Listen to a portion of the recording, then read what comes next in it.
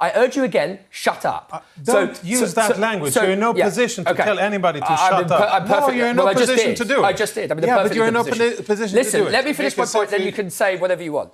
There is a great train. There is a great train of evidence of systemic rape in Israeli prisons. Absolute And I'm going to tell you something else. I'm going to tell you something which will blow your mind, which you'll definitely dismiss. My own brother is a Palestinian who has been sexually assaulted in prison. So I do not want to hear from you that this doesn't go on or that it isn't systemic, because there is so much evidence that there is. Well, to be clear, Jonathan said it does go on. It does go on. But I would argue once you make that... Are you sure that no IDF soldiers have ever used sexual violence against Palestinian prisoners? One question. And a former IDF spokesman says the words out loud, of course not. Jonathan Conricus spent years as the public face of the Israeli military. On Piers Morgan's show, defending Israel against a New York Times report on sexual abuse in its prisons, he doesn't deny it happens. He says it would be naive to think there isn't abuse. That's not a slip. That's the former spokesman for the IDF confirming, on camera, that the thing Israel is threatening to sue a newspaper over is real.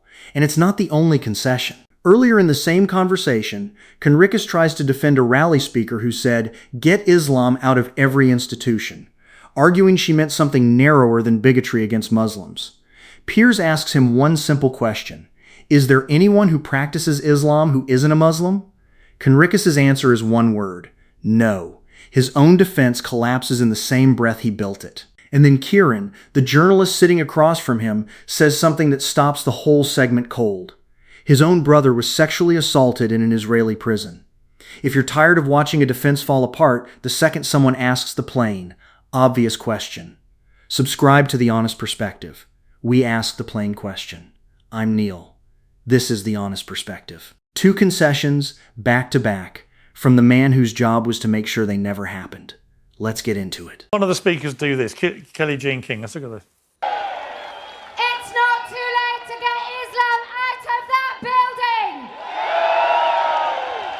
It is not too late to get Islam out of every single official office in this country. And more than not too late, it is absolutely vital. If we want to save this country, we have to remove Islam from every single place of authority. You feel comfortable now you've seen that? That's one of the speakers at the event. Well, she didn't say Muslims, did she? She specifically said Islam. And I think there's a very big difference here. Had she said Muslims, as in people with beliefs, I would have had What an if she issue. said Jews or people who practice Judaism? Well, she didn't say Jews, or she didn't say people. You're splitting hairs, Jonathan. No, You know you are. No, I'm not. And I think that's a So vital she said point. we've got to get Judaism out of every form of parliament, Well, I don't know local that and there state is- level and national level in the country. I don't know that there is any Jewish authority in British politics. I don't know that Jews exercise. Well, there's no that Islam level of authority power. in British politics. I don't know that. Well, actually, Well, there isn't.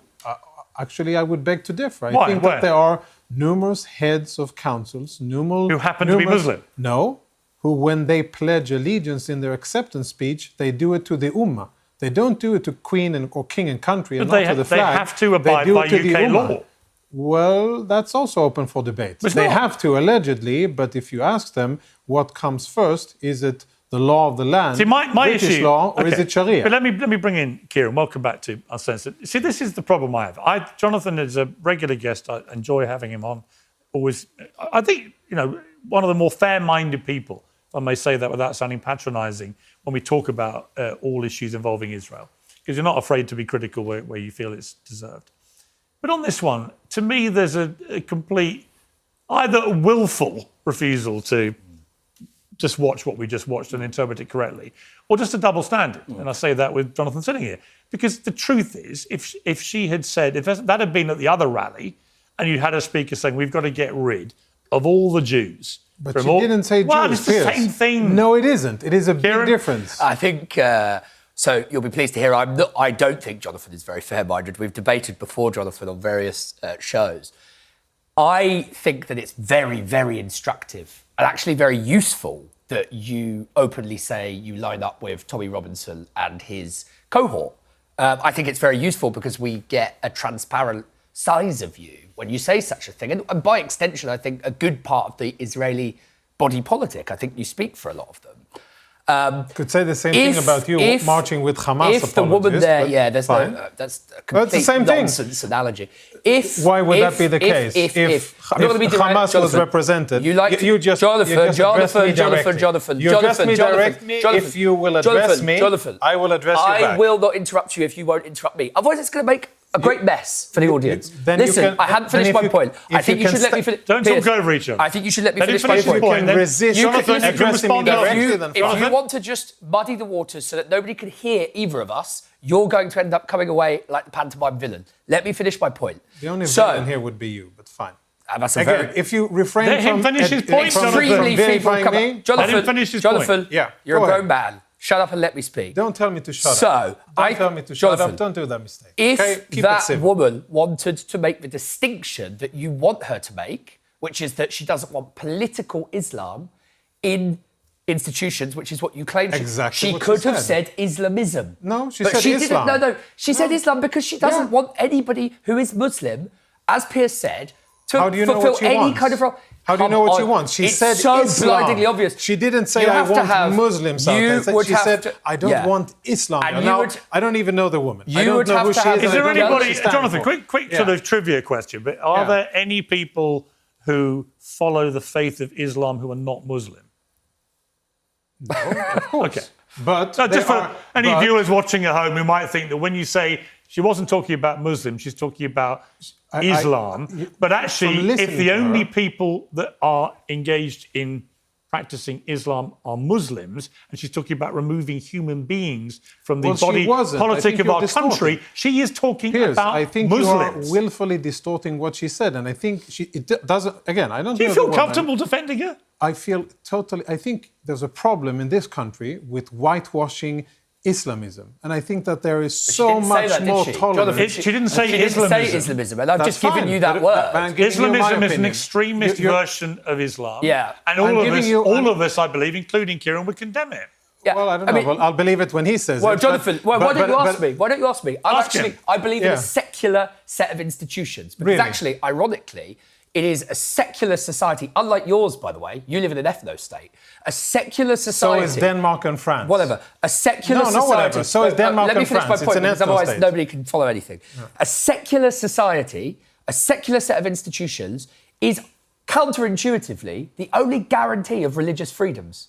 Because you treat every religion equally. Do you have religious freedom in any of the Muslim countries around the world? Of course you don't have that in your country. Of course we do. We have it in our country. I just think, here's the thing. We have religious freedom. I just think somebody's standing on a stage where you're in the crowd and are proud to be there, happy to be there, no problem. Okay. Yeah. But there's a woman standing there who is just being blatantly Islamophobic in the most blatant, obvious, undeniable, uncontestable manner. I think you're wrong, Piers, and I think that I think you have to be a little bit more critical in the way that you're happy to, with very broad strokes, paint something. And this is something that not only you do, lots of people do it, where anything where the root, the first letters of Islam is mentioned, there's this heightened sensitivity. Oh Lord, please not say anything against Judaism and let's Jews not say anything. And Israel. Well, you can see that they are the most targeted ethnic group in the UK by far. We can see that the hate crimes against Jews are beyond everything else. They are 10 times the amount of attacks against Muslims. So that's complete nonsense. By that comparison, no, that's British police. That's a lie. No, that's British police statistics. I mean, you're a professional liar. By that number, you could make that assumption. But I think you're doing the same mistake here. That woman, who again, I don't know who she is, and I don't know where she comes from, but when she chose to say Islam, the religion, and not Muslims, I think that's it. What do you think she meant then, to keep Islam out of our body politic? Well, I think she makes a point of having, keeping Britain British in the sense of that church is separated from power, something that you did about 900 years ago, and that you have religious freedom. Why are you defending this, Jonathan? I don't understand. Jonathan, can I just say... Why am I defending it? Yes. Because I believe, as someone who lives in the Middle East, and unlike perhaps you and others here, who don't yet understand the problems with institutional Islam, I think that you have yet... don't really understand what's at stake here. Am I going to be allowed to come in at any point? Yeah, of course. If you let Islamists take over institutions, that is exactly what they will do, and they will use your system against you. But she didn't say Islamist. She said Islam. So first of all, I think, Jonathan, it's an extremely strange ship for you to want to go down with this. You could have easily just said, I condemn that, but generally I didn't find that. I thought you would. I thought you would, actually, because I think you do a good impression of a reasonable person. Because we all know if it had been at the other... come on with the condescending nonsense. Well, but Jonathan, if it had been at the other one and she said, I want Judaism removed from all political levels of the country, you'd have gone nuts. Rightly. I'd have agreed with you. Piers, I've been on this show enough times not to go nuts about anything, any slander against Israel. Believe me, if I was a person who was prone to go nuts, I'm talking about the double standard. I've said the most horrific things about the Jewish state and about the IDF, the most unfaithful lies. I agree. But if a speaker at the Nakba rally had stood up and said what she did, but about Jews and Judaism, you would have rightly, with my support, have condemned it as outrageous. Well, I'm staggered that when it happens to be the other side of the coin, you're not intellectually consistent enough to say, that is outrageous, I condemn it. Well, let me also say that if somebody at a Nakba demo had stood up and said... From the river to the sea? Yeah, Jonathan, for instance, you're eliding two things. If somebody had stood up and said... Why don't you try and remain on something consistent? Maybe we'll disagree on that. But if somebody had stood up and said Jewishness or Judaism out of British institutions, almost everybody at that demo would have roundly condemned them. All the Hamas marches, they would have roundly condemned. How many of them have you been to? Of course they would have condemned it, just like they condemned from the river to the sea. Just like they condemn the Hamas flags, just like they condemn all of the calls for genocide. Jonathan, how many of them have you been to? I've had enough demonstrations pointed against me. How many have you been to? How many of those ones that you seem to think you know all of the decor of, all of the ins and outs? Just as many as you have been on the other side. I'm just telling you that I've been to about 20, and I think you've been to none. I think you've probably been to none. Let me just play another clip. This has gone viral as well. This is where 3 French women took the stage dressed in burkas and encouraged the crowd to shout, take them off. Let's take a look.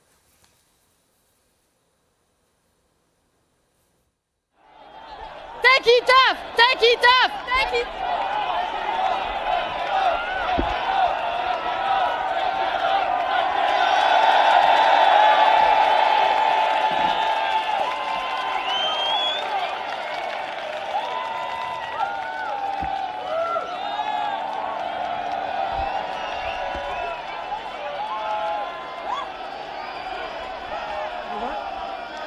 With women dressing like they want. I mean, if a woman wants to dress if a woman wants to wear a burqa? That's her. If it is her choice, then by all means. In Israel, we have women dressed in full burqa, where you can only see the eyes. We have religious Jewish women covering their hair and in traditional wear. And we have modern secular women in bikinis and shorts. And that's totally fine, and that's their choice. OK, fair enough. Jonathan, what about the point, though? That's not the point. The point is they're making a spectacle of women being forced to take their burqas off. That's the point. And again, you're willfully ignoring that. Is that the point? You're not a stupid person. Why are you willfully ignoring it? Of course it is. Take it off, take it off. What if a woman wearing a burqa walks down the street and encounters any of the people at that demo cheering, take it off, take it off? Much more likely that she is going to be subjected to discrimination or persecution, or at least feel that she will be subjected to it after a spectacle like that. And that's the point that we're making. Not... Do you think that women should, in theory, be allowed to wear burqas? You're willfully ignoring the point because you can't defend that. It's disgusting. Listen, there are 2 more things I want to cover before we finish. Listen, Piers, you put me in this position of defending a You put yourself in that position. That I didn't organise, didn't write the slogans for.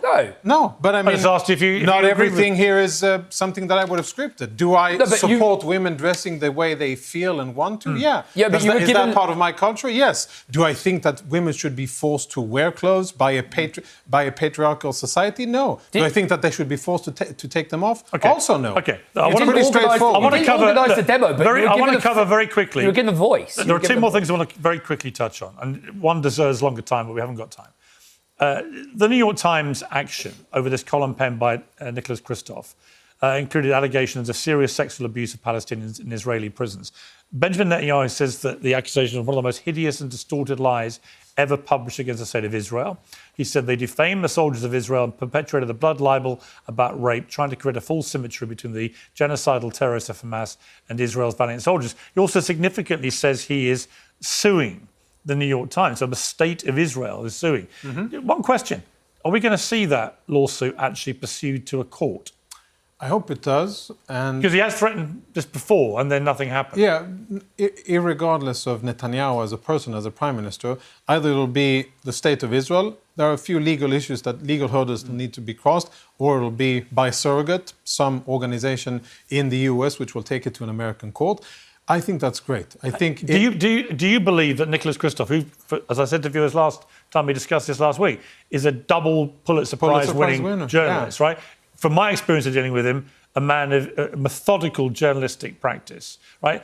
So my question for you is a more broad brushstroke one. Yeah. Are you sure that no IDF soldiers have ever used any sexual violence against Palestinian prisoners? Of course not. And I think it would be naive to think that there isn't abuse in Israeli prisons, as there is in every prison around the world. Okay, good. That's an important admission. Well, I mean, it's obvious, and that's what I said on record when they interviewed me in the Free Press and a few other places. And that's why I said at the start, you are one of the more fair-minded people I get. But it's a basic thing. It's a basic thing. Sadly, in incarcerated situations where one party has the force over the other, these things sadly happen. They happen in British prisons, in American, maybe not in Norwegian. So Nick Kristof's report could be entirely accurate? No, it isn't. But how do you know? Well, one reason I know... You know it's going on.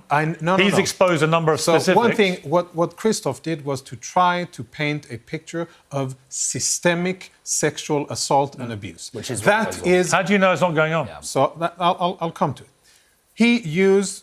The worst of the worst, the icing on his cake, his rotten cake, was to say that Israel has trained dogs to perform rape, as in, and I'm sorry for being graphic, but that is what he wrote, to actually penetrate humans, dogs actually doing that.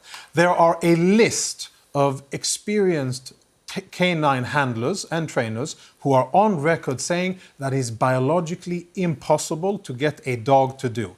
Israel sourced those, and Israel said to the New York Times, are you sure that you want to stick with that ridiculous idea of Israel training dogs? Sorry, and then the New York Times said, yes, we're sticking, Jonathan, and that is the reason why Israel is suing. Kieran, before you respond, both Nick Kristof repeatedly and the New York Times repeatedly have 100% stood behind their reporting. And what is your Well, I mean, reference? the idea, first of all, there's a few things here. First of all, the idea that the New York Times, which was for a long time ran by David Remnick, who would be, I think he described himself as a liberal Zionist, that it's publishing a story that is so dramatically or diametrically against Israel's interests that is false. I mean, they know how litigious the state of Israel is. They know that if there's any discrepancy in this whatsoever, they're going to get sued.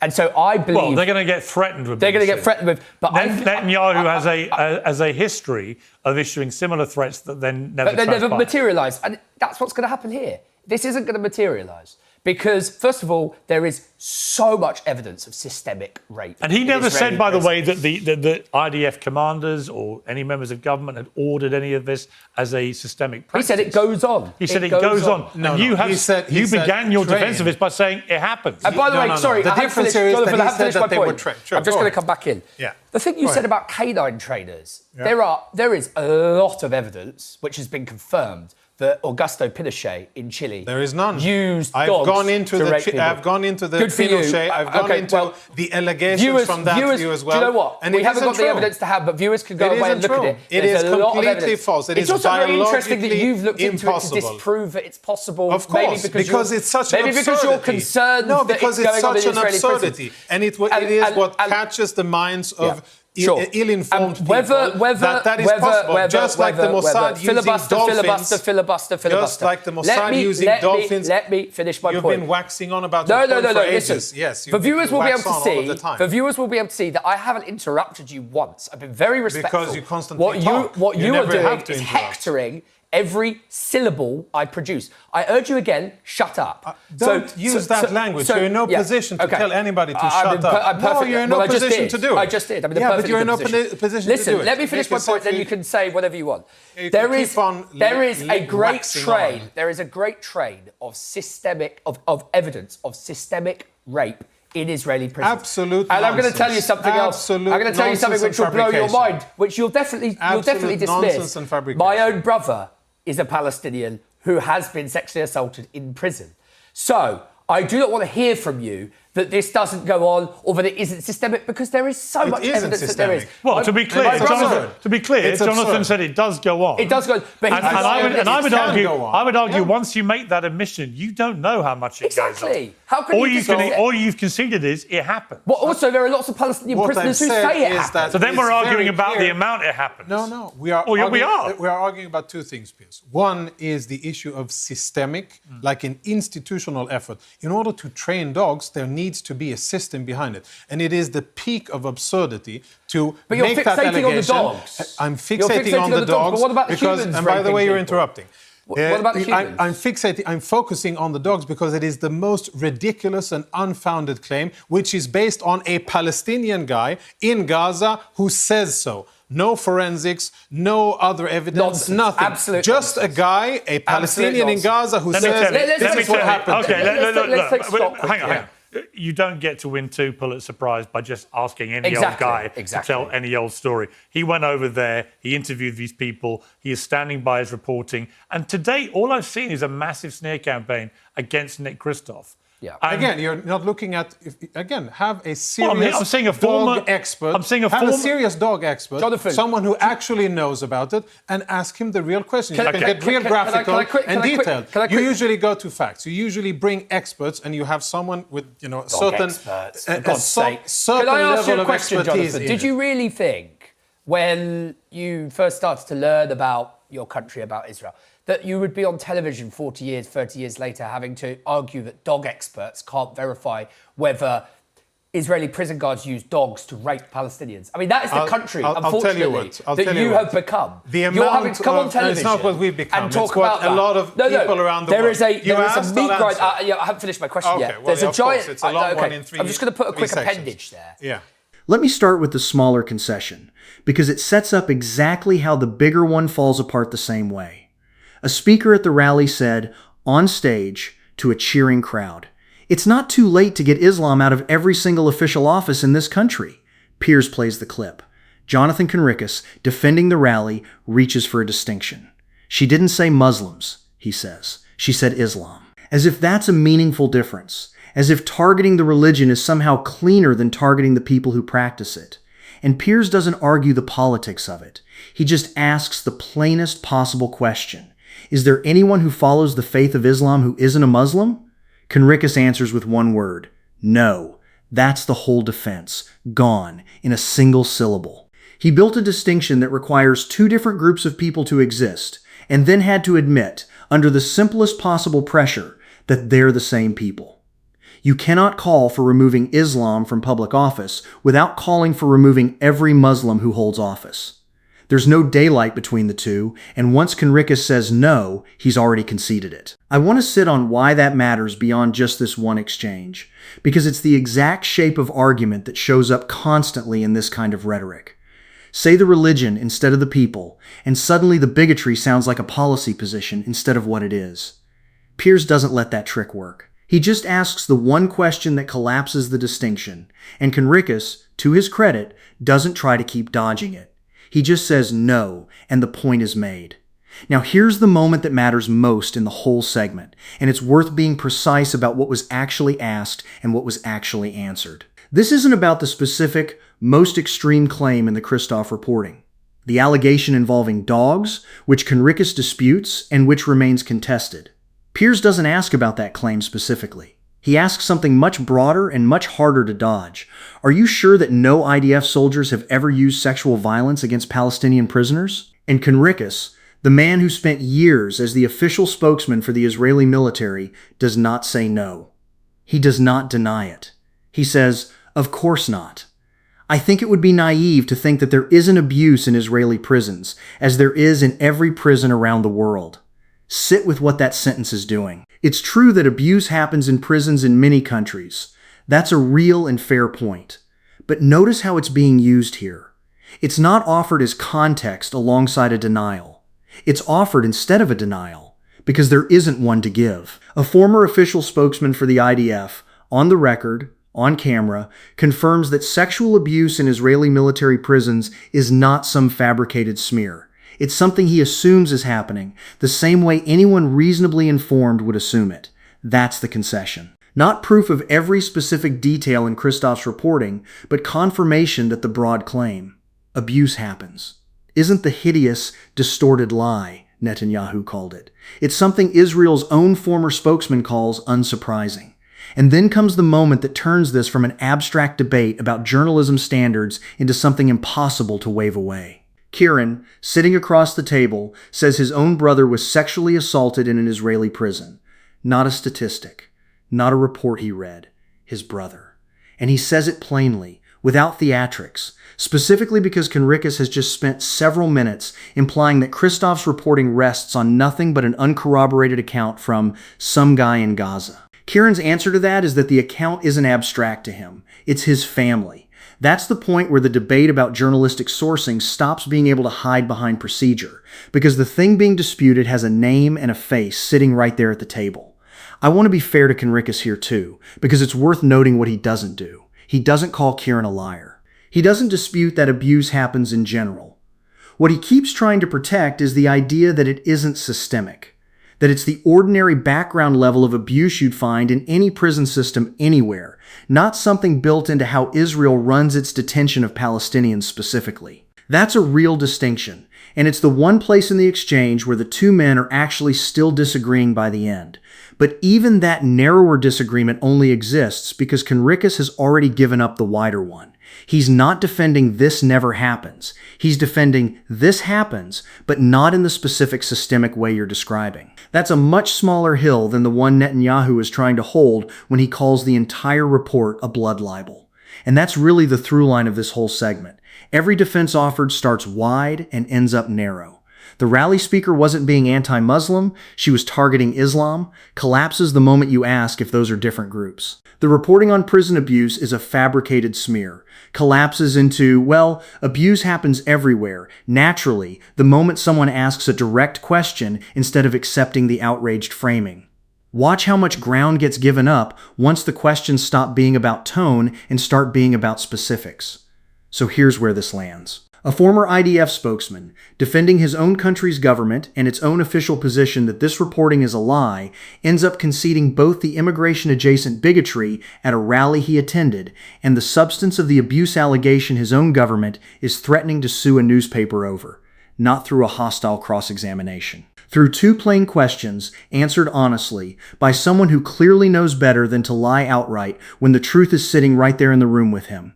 If you believe a defense should survive more than one direct question before it falls apart, subscribe to The Honest Perspective. We ask the direct question. I'm Neil.